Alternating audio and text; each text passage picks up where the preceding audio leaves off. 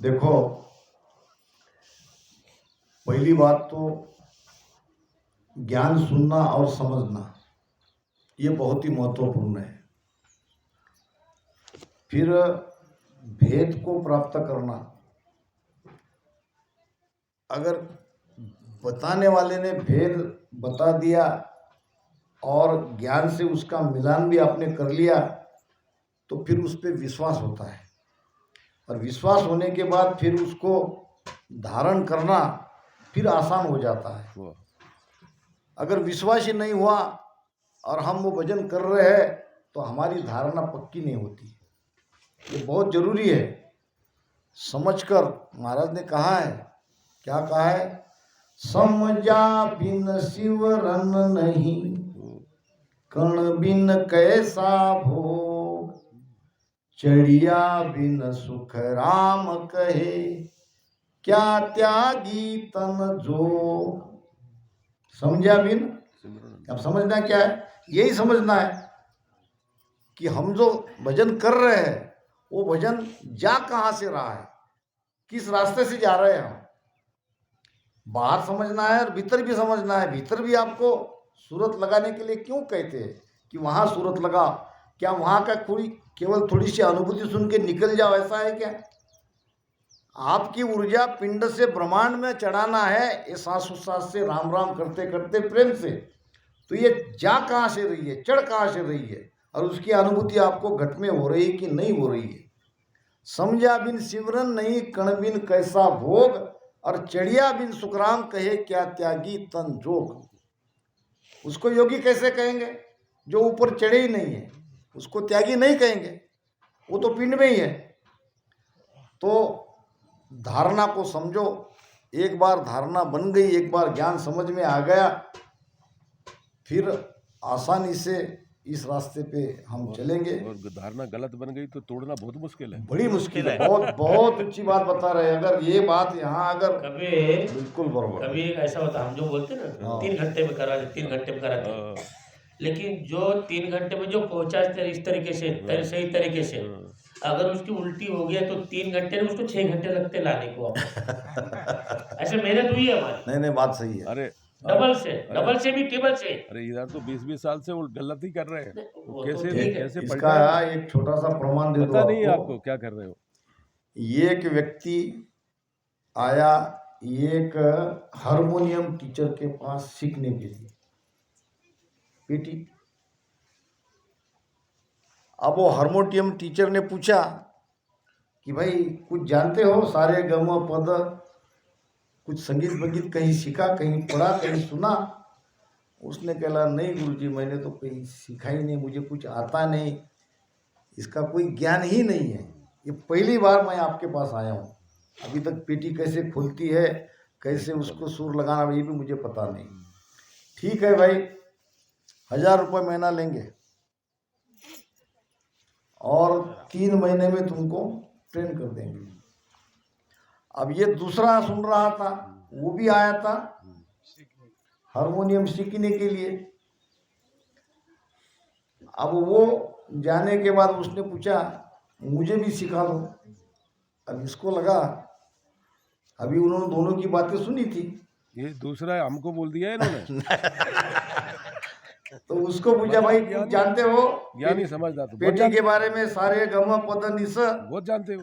वो कहने लगा मैं तो बिल्कुल जानता हूँ, सारे गम पद निसा सानी धन मद रेसा, ये तो सब जानता हूँ। अब इसने लगा कि भाई ऐसा कहेंगे तो हमको कहेंगे भाई तुम 1 महीने में सीख जाओगे। उसने कहा ठीक है, जानते हो? हाँ। तो 1000 रुपये महीना लगेगा, मगर तुमको लगेंगे 6 महीने। 6 महीने? मैं तो जानता जो कुछ जानता नहीं उसके लिए क्या 3 महीने? और मैं तो सब जानता हूँ।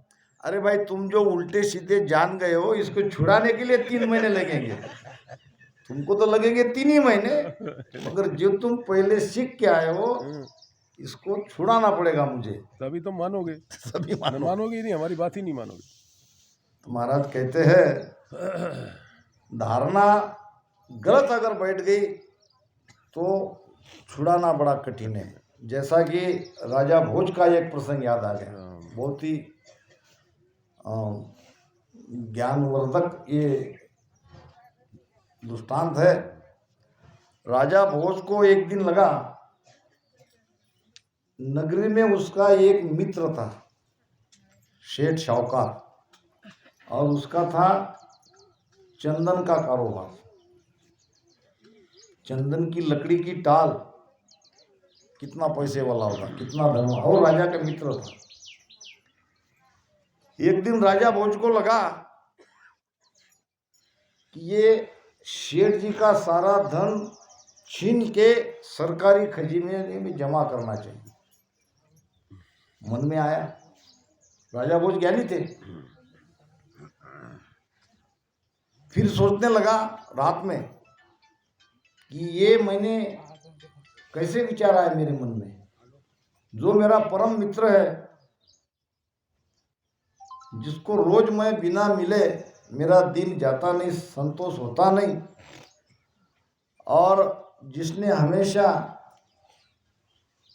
राज्य की मदद की है, ऐसे मेरे परम मित्र के बारे में मेरे ऐसे बुरे विचार आए ही कैसे।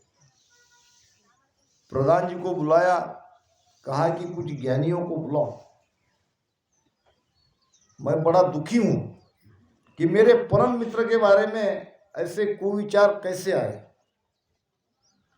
और मेरे उस मित्र को भी बुलाओ, मैं उनसे भी कहना चाहता हूं कि भाई गलती हुई, विचार ही किया था, कुछ किया तो नहीं था, मगर अंदर से वो भाव पैदा हुए, वो धारणा उसकी वैसी बनी। अब सेठ जी भी आए, मित्र उनके हाथ जोड़ते, और बाकी विद्वान भी आए, दरबार सब सारा बैठ गया, और सेठ जी खड़े होके माफी मांगने लगे। राजा को लगा ये क्या हुआ, अरे भाई तुम क्यों माफी मांग रहे हो? तो कहने लगे, महाराज मुझे माफ कर दिए, क्योंकि आप मेरे राजा ही नहीं, वो मेरे परम मित्र हो, और आपके बारे में मेरे विचार बहुत ही बुरे विचार आए, और वो बुरे विचार आने के लिए मैं माफी मांग रहा हूँ। यहाँ तो राजा उनकी माफी मांगने के लिए तड़प रहे थे, वहाँ सेठ जी स्वयं खड़े होकर कहने लगे कि मुझे आप माफ कर दीजिए। राजा ने कहा, सेठ जी आपको क्या हुआ? ऐसा है कि मेरा है कारोबार लकड़ी का, चंदन की लकड़ी का, और चंदन की लकड़ी तो चिता जलाने में ही काम आती है। अब वो भी कोई रईस करोड़पति आदमी मरा तो चंदन की लकड़ी ले जाएगा, छोटे मोटे मरे तो एक आधी लकड़ी ले जाएंगे। अब मरना भी कम हो गया, और कोई बड़ा व्यक्ति मरा नहीं, मेरा कारोबार ज्यों के त्यों चौपट हो रहा था। मेरे मन में विचार आया कि राजा की अगर मृत्यु हो जाए तो, क्या विचार आया, राजा की अगर मृत्यु हो जाए तो सारा मेरा घाटा भर जाएगा। मैंने आपके बारे में ऐसे विचार किए, तो राजा को कहा, इसीलिए मुझे भी आपके बारे में ऐसे बुरे विचार आए, क्योंकि ये आंतरिक जो संपर्क है, संबंध है, इनको हम नहीं समझते। इसीलिए एक सीखना है कि हमको दूसरे के बारे में अच्छे विचार रखने हैं। हमको अगर किसी की लकीर से बड़ी लकीर करनी है तो उस लकीर को नहीं मिटाने की, अपनी लकीर को बड़ी करनी चाहिए। अपना हृदय विशाल करो, अपने विचार को बढ़ाओ, दूसरे के अच्छाई के बारे में अगर सोचेंगे तो दूसरा भी हमारे अच्छाई के बारे में सोचेगा, दूसरा भी हमको मानने लगेंगे। तो आइए विषय की ओर चलते हैं। वैसे तो पूरा नहीं होगा, मैं तो चाहता हूँ मेरे आजू बाजू जो मुझे ऊर्जा देने वाले दोनों महान संत बैठे हैं, इनके भी विचार आपको, इन्हीं को अटका दें, अटका दें, इनको भी यानी और इस पे ज़्यादा प्रकाश डाला जाएगा, ये विषय यहाँ क्लियर हो जाएगा। तो जहाँ तक समय है मैं वहाँ तक लूँगा। आगे हमारे साहब जी है, हमारे महाराज जी है। तुम्हारा समय तुमको मालूम है? 1 घंटा दिया है। बांदा ओ हरत कोई, बांदा ओ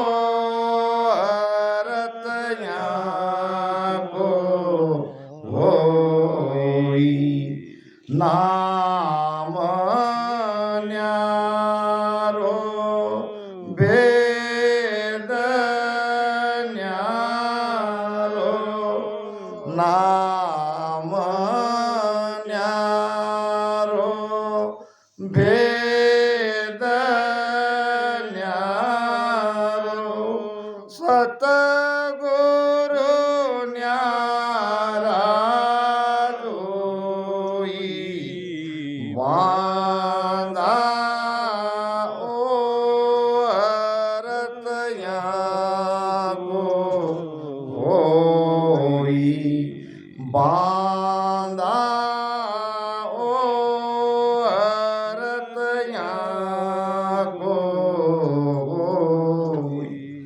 ये जो पहले वाला हरजस था उसका ये उत्तर है, हाँ महाराज नहीं दे रहे। हम्म बांधा ओ अर्थ याको हुई, किसका अर्थ? पूरे जोगी का अर्थ, पूर्व दिशा से जो शब्द है उसका अर्थ, और पश्चिम दिशा से जो नए अक्षर है उसका अर्थ। और गुरु का बांधा ओ अर्थ याको हुई। अब यह समझने के लिए आपको ये 52 अक्षर के नाम से काम नहीं चलेगा। नाम न्यारो, भेद न्यारो, वाह केवल इतना सासों सास में 20-20 नाम रटन करो, राम राम करो, मोक्ष में चले जाएंगे, राम राम देने वाले आपको सदगुरु है, ये मत समझो। सदगुरु तो वो है, ये सारा निर्णय आपको करा दे आपके भीतर में। ज्ञान से मेरे जैसा समझा देगा वो बात अलग है, ज्ञान से समझाना अलग है, भीतर में उसको प्रकट करा के उसकी यात्रा उस नियंचर के साथ करानी वो बात अलग है। इसके लिए दोनों तरफ से चाहिए। महाराज ने कहा है कि मोक्ष में जाने के लिए एक तो सच्चे सदगुरु चाहिए, शिष्य की आत्मा रुतवंती चाहिए, और भेद चाहिए। भेद नहीं है और आत्मा तड़प रही है तो काम नहीं जमेगा। भेद मिला है, आत्मा के अंदर तड़प ही नहीं है, वो जाना ही नहीं चाहती है, तो सच्चे सदगुरु भी क्या करेंगे? तो ये महाराज कहते हैं कि इसका सदगुरु भी अलग है, इसका नाम भी अलग है, और इसका भेद भी अलग है। अब कैसे नाम अलग है, कैसे भेद अलग है, और क्यों सदगुरु अलग कहा है, ये आगे बात आएगी। पूरब घाट चढ़े सो आंचर, पूरब घाट चढ़े सो आंचर, बिंद माय सुहावे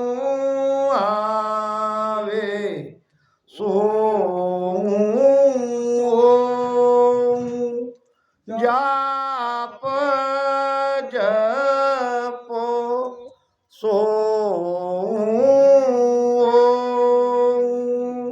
जाप जपो सुन नाद लग जावे, बांधा ओ हरत याको होई, बांधा ओ हरत याको होई।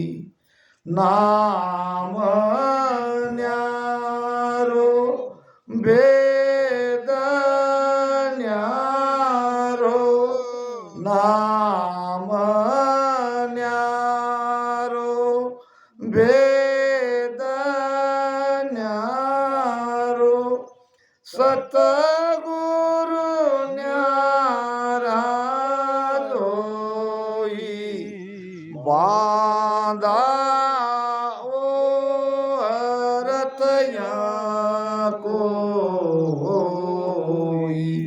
अब समझा रहे महाराज पूरब के रास्ते, पूरब का रास्ता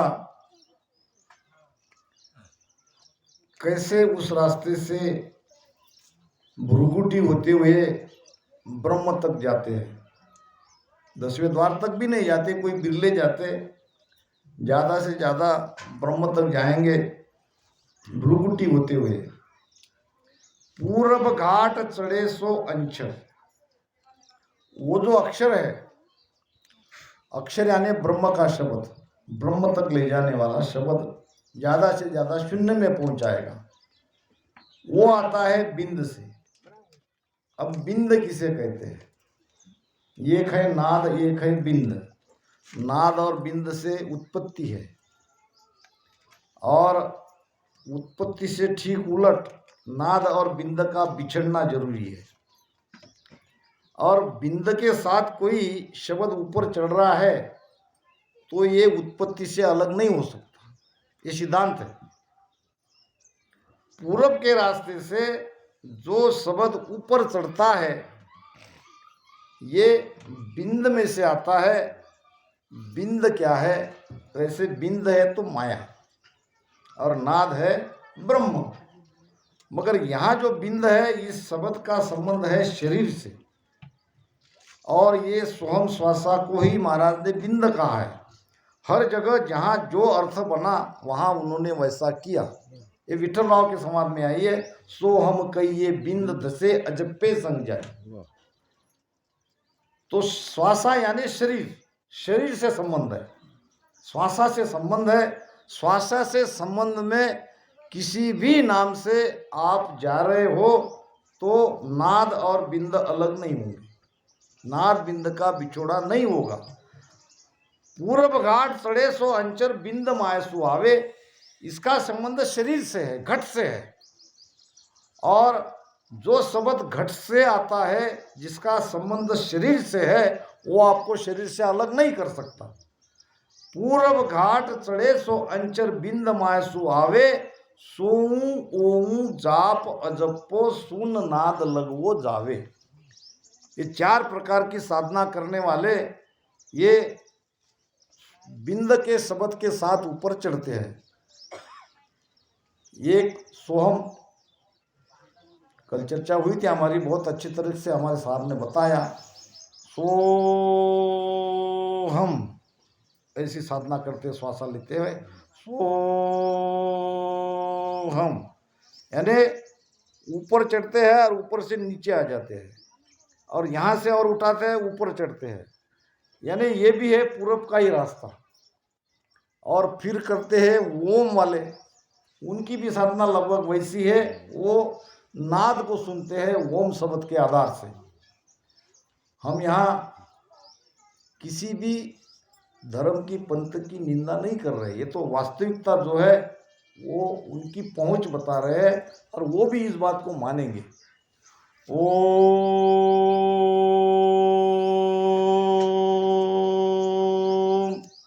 अंदर में ध्वनियाँ तरंग हो रही है, ये सारी तरंगें तैयार हो रही है, और ऊपर ब्रह्मांड में ध्वनि सुनाई दे रही है, और वो ध्वनि का आनंद लेते हैं। ये ओम सोहम की साधना करने वाले ये पीछम के रास्ते से नहीं जा सकते, वो सीधे ऊपर चढ़ रहे। इसीलिए महाराज ने भी कहा है, ओम सोहू सा हो बालक जमका बासा हो, त्रिकुटी फरे मुकामा हो, नवलंग केवल धामा हो, निरंजन अवगत दोई हो, वो पद पेला होई हो, के सुख राम विचारी हो, तत्वासु पद न्यारी हो। वो सत का पद इन सब साधना से अलग है। जो ओम सोम श्वासा में मन लगा के ध्यान कर रहे हैं, शब्द के साथ यात्रा कर रहे हैं, तो वो काल के अंदर है, वो काल से बाहर नहीं जाएंगे। जहाँ लग जम का बासा हो। अब जाना कहाँ है? तो त्रिकुटी होके, पीछम के रास्ते से जो चढ़ेगा उसको ही त्रिकुटी लगेगी। सुषमना तो पूरब वाली भी जगती है, पीछे वाले भी सुषमना के रास्ते से जाता है और पूर्व वाला यहाँ दोनों ईड़ा पिंगड़ा करके ऐसे ऊपर चढ़ता है, मगर बीज उसके पास नहीं है। बीज केवल का नहीं है, बीज है माया का। जिन जिन हाथ आवियो जैसे सोई नग बन जावे। महाराज ने एक हरदस में इसका भी निर्णय किया है। अब जाप, अब किसी भी शब्द का जाप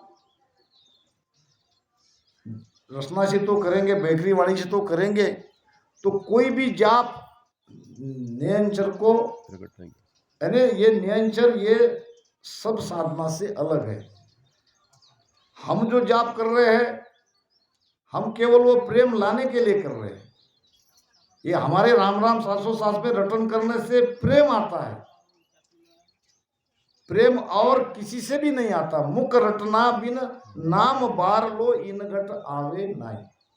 संतो भाई ऐसा नाम कहावे, जो कोई समझ सुलझ उर डारे सब सुख हाजिर आवे। हम केवल बैकरी वाणी का राम राम ही नहीं कर रहे हैं, वहां से तो ये राम राम साध्य नहीं है, ये तो साधना है, ये तो रटन करना ही पड़ेगा।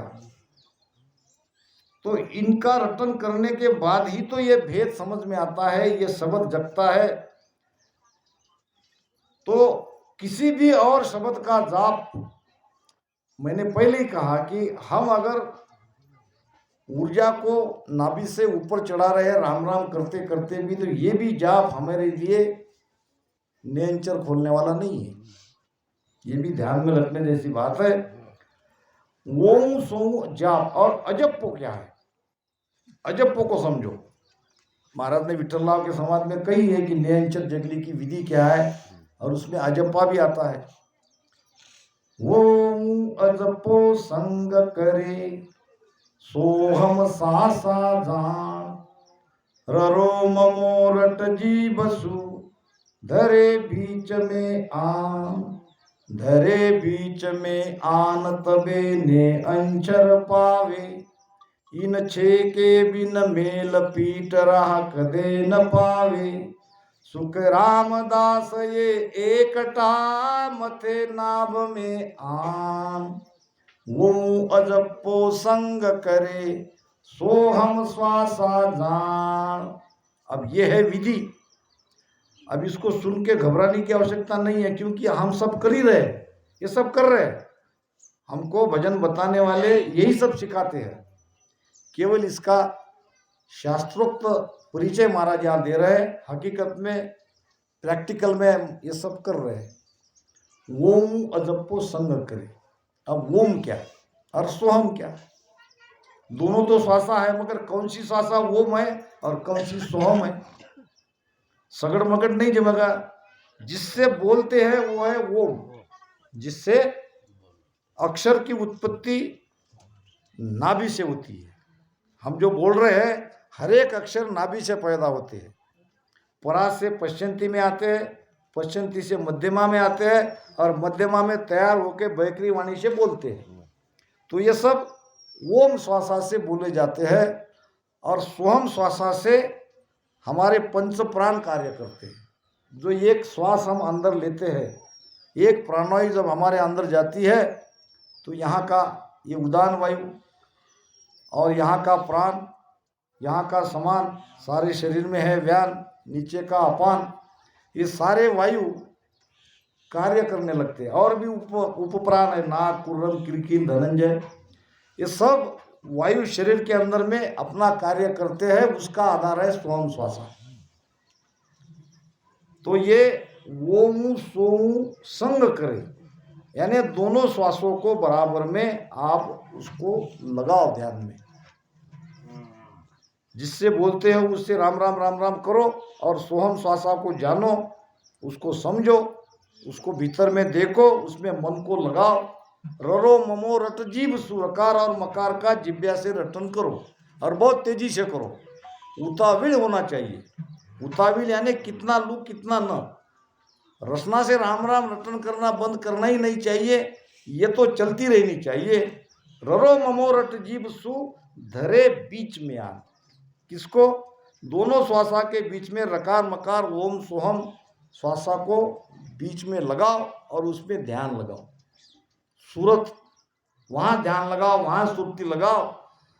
सुखराम दास ये एकटा धरे नाभ में आन, नाभि में, क्योंकि नाभि तक श्वासा आती है, नाभि से जाती है, नाभि मुख्य केंद्र है। एक हमारे किसी रामसनी भाई ने पूछा कि महाराज फिर ये कंठ पे नहीं ध्यान देना क्या? तुम तो ये कह रहे हो कि भाई यहाँ नाभि में ध्यान लगाओगे तब नियंत्रण जगेगा, फिर यहाँ शब्द नहीं जगा क्या? मैंने कहा भाई नाभि में ऐसे ध्यान करो, पहला उसका प्रमाण आपको कंठ में मिलेगा, यहाँ हलचल होगी, वो तो आएगा वैसे ही। रसना से तब राम राम करते रहो तो वो तो ऊपर से ही आएगा नीचे।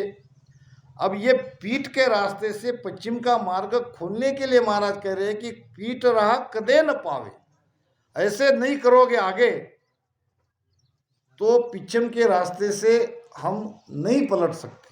पलटने का यही एक रास्ता है, यही एक भेद है। दूसरी बात, थोड़ी थोड़ी देर के ध्यान के करके आगे नहीं निकलना है। वर्षों लगे तो लोगों नाभि में ध्यान करते रहो, सारा खेल नाभि में है। और देखो भीतर में क्या क्या हो रहा है, कहाँ कहाँ से हमारी ऊर्जा ऊपर प्रवाहित हो रही है, कहाँ बंद लगा, कहाँ खुला, ये ईड़ा पिंगला सुकमणा ऐसे सब दर्द होके आ रही क्या, ऊपर से कुछ अनुभव आ रहा है क्या, ये सारी अनुभव करने की बात है। जल्दबाजी में ये सारी चीजें छूट जाएगी।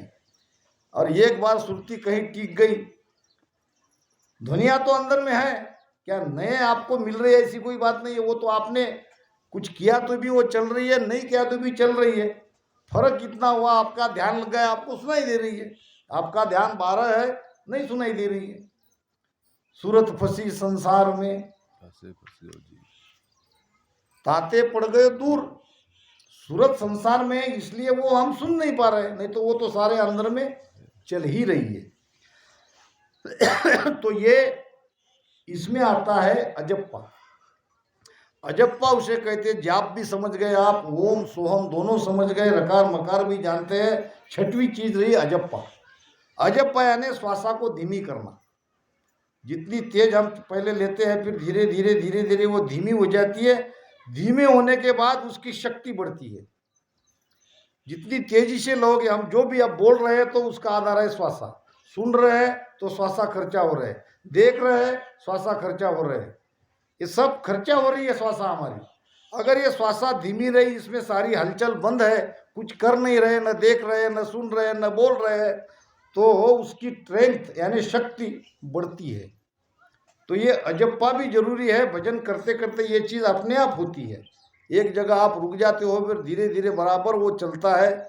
जब तक वो मिलान नहीं होता तब तक तो ये सब करना ही पड़ता है।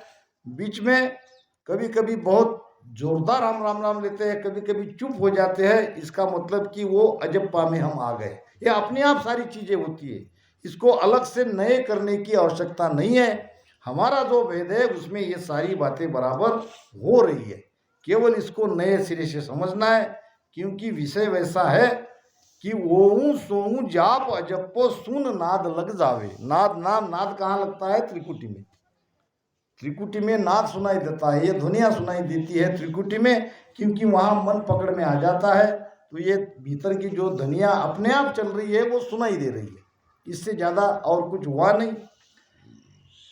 पीछे पीछे घाट होय नाम चढ़े रे, पीछे घाट होय नाम चढ़े रे, नाद माय सुआवे,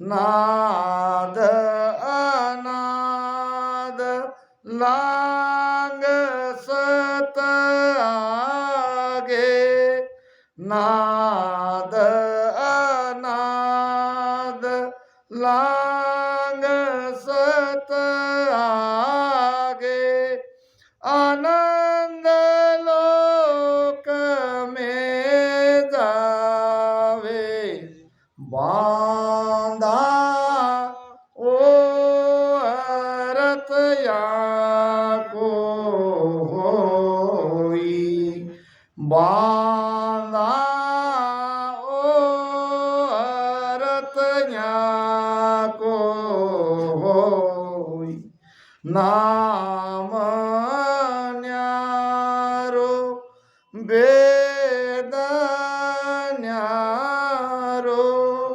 नाम न्यारो वेद न्यारो सतगुरु न्यारो जोई बांधा ओ अरतया को होई। अब महाराज समझा रहे हैं पिछम के रास्ते से जो नाम चढ़ता है, कौन सा नाम चढ़ता है हम और आप सभी जानते हैं, वो है नियंचर। सत सत कहे तिको सत आहे, ने अंचर सुन होई, कुदरत कला कहे सो आहे, निरख परख लो सोई। जिसको सत कहते हैं, सत क्या है? सत नियंचर है। सत सत कहे तिको सत आहे, ने अंचर सुन हुई, ये नियंचर सत है। कुदरत कला कहे सो आहे, निरख परख लो सोई। जो कुदरत कला कहते हैं, ये कुदरत कला यही है, वही कुदरत कला है, वही नियंचर है, वही सत्सवद है, वही निज नाम है। अब ये कहाँ से आता है? तो महाराज कहते हैं नाद माय सु आवे, ये आता है नाद में से। अब नाद क्या? ध्वनि।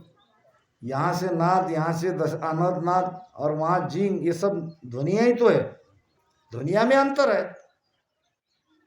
नाद पहले धीरे धीरे सुनाई देगा, फिर तेजी से देगा, फिर अनद यानी हद के परे इतनी आवाज़ें आएगी, फिर प्रचंड ध्वनि, उसको जिंग कहा है महाराज ने। तो ये ब्रह्मांड ऐसे एक ब्रह्मांड नहीं है, नहीं महाराज जी, 21 ब्रह्मांड चूर कोई बिरला जन जावे। 21 ब्रह्मांड चूर के वो अनंत लोक में जाना पड़ता है। तो ब्रह्म वैराट से यानी उस ब्रह्म के नाद से ये नियंचर आता है।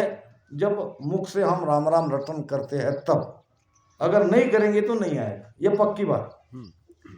मुख रटना भी नाम बारलो इनघट आवे। ब्रह्म वैराट से जो आता है वो है नियंचर, और वो ले जाता है पिचम के रास्ते से हमको सत्स्वरूप आनंद पद में। नाद अनाद, यहाँ का नाद और आगे अनाद, अनाद शब्द सुनाद, अनाद यानी जहाँ नाद नहीं। एक स्थिति ऐसी आएगी, मिटत मिटत सुखराम कहे सबे चैन मिट जाए, ये सारी चीजें मिट जाएगी। दिखना दिखाना कुछ नहीं, क्योंकि वहाँ केवल हम ही हम हैं, हमारे अलावा वहाँ कोई नहीं है, फिर किसको देखोगे?